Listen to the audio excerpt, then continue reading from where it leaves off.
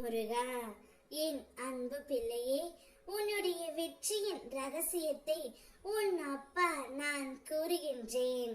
இதை முழுமையாக கேள் பிள்ளையே, உனக்கே புரியும்.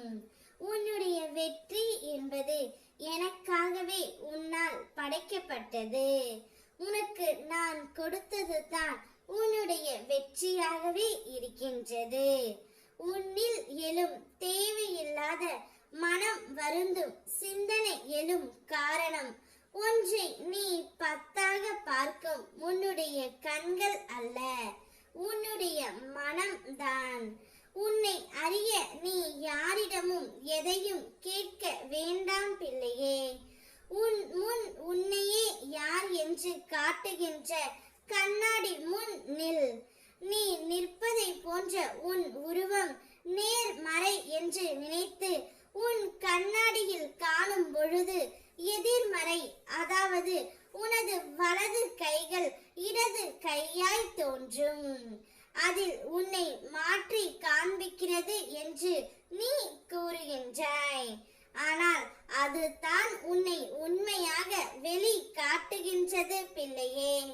கைகள் திசை மாறி காண்பிக்கலாம், ஆனால் உன் ஆன்மாவை காட்டும் உண்மையான பொருள் கண்ணாடி தான். அதில் நீ நினைக்கின்ற எண்ணம் உயர்த்தி பேசி அந்த கண்ணாடி முன் நின்று பார். உயரங்கள் எவ்வளவு குள்ளமாக உள்ளதை நீயே அறிவாய்.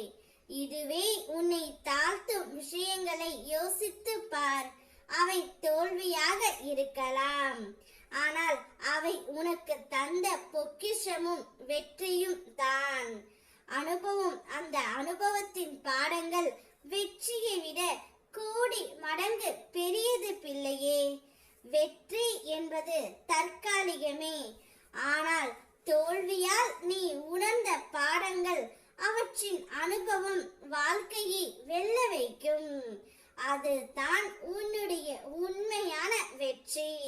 இன்பமயமான வாழ்க்கை இந்த நிமிடத்தில் இருந்து ஆரம்பமாகி விட்டது. இனி எல்லாமே உனக்கு சுகம்தான். நான் வாழும் உன் வீடு இனி கோவிலாகவே இருக்க போகின்றது. உன் இல்லத்தில் இருள் நீங்கி வெளிச்சம் வந்துவிட்டது. மாபெரும் அதிசயமும் வெற்றியும் உனக்கு நடந்தே தீரும். சந்தோஷமாக இரு பிள்ளையே. உனது ஆசைகள், எண்ணங்கள், கனவுகள் அனைத்துமே கூடிய விரைவில் நிறைவேறப் போகின்றது. உன்னுள் இருக்கும் நான் உனக்கு முழு மனதோடு